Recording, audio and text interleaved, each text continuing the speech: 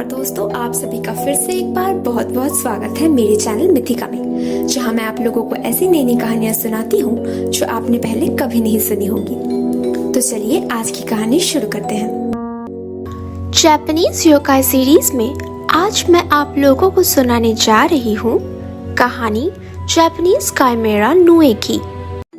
नुए Japanese लोक कथा की एक रहस्यमय और डरावनी प्राणी है। इसका शरीर रकून जैसा होता है, सिर बंदर जैसा, चारों पैर शेर जैसे और इनके पूंछ की जगह एक सांप होती है। इतने सारे जानवरों का ये अनोखा मिश्रण दरअसल प्रकृति की अनेकों रूप को चित्रित करता है। नुए क्या खाते हैं, कहाँ से आते हैं या कहाँ रहते हैं, ये किसी को नहीं पता, पर कहते हैं जब पूरे आसमान में काले बादल छा जाते हैं और बिजली कड़कने लगती है तब उन्हें देखा जा सकता है। हालांकि इनके बारे में जापानीज लोक कथा के इतिहास में ज्यादा जानकारी नहीं दी गई है, मगर इन्हें एक दुष्ट राक्षस माना जाता है, क्योंकि जब भी इंसान और नुए एक दूसरे के आमने सामने आते हैं उसका अंजाम हमेशा विनाशकारी होता है। इसीलिए इन्हें मुसीबत और बदकिस्मती का दूत माना जाता है। जहाँ भी ये दिखाई देते हैं वहाँ बीमारियाँ फैलती है और अचानक लोगों की मौत होने लगती है। नुए और सम्राट कोनोए की कहानी जापानी लोक कथाओं में इस रहस्यमय योकाई से जुड़ी सबसे लोकप्रिय कहानियों में से एक है।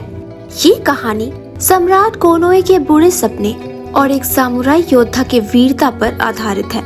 इस कहानी की शुरुआत होती है सन 1153 क्योटो में। गर्मियों का मौसम था।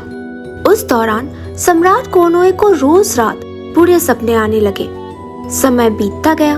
बुरे सपने की वजह से ठीक से नींद न आने के कारण सम्राट की तबीयत बिगड़ती गई। सम्राट की सेहत को सुधारने के लिए ना दवा ना दुआ कुछ काम नहीं आ रहा था। कई रातों तक सम्राट पर कड़ी पहरेदारी करने के बाद एक रात करीब 2 बजे पहरेदारों ने महल के ऊपर काले बादल मंडराते हुए देखा।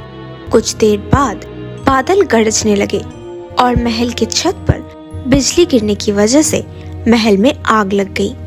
इस घटना के बाद सभा के दिग्गजों को लगा कि कोई बुरी आत्मा है जो चुपके से भोर होने से पहले सम्राट के कक्ष में आती है और यही वजह है कि उनकी तबीयत में कोई सुधार नहीं आ रही है। ये सुनकर सम्राट ने इस योकाई से जूझने के लिए वीर सामुराई योद्धा मिनामोतो नोयोरीमासा को बुलावा भेजा। इस योकाई को मारने के लिए मिनामोतो अपने साथी आइनो हायाता और उनके प्रसिद्ध धनुष जो उन्हें मिनामोतो नोयोरीमित्सु से प्राप्त हुई थी साथ लाए। जैसे ही रात हुई पूरे महल को धीरे धीरे काले बादलों ने घेर लिया और फिर बिजली कड़कने लगी। योरीमासा ने महल के ऊपर बादलों में अपना तीर चलाया और आसमान से एक भयानक चीख निकली।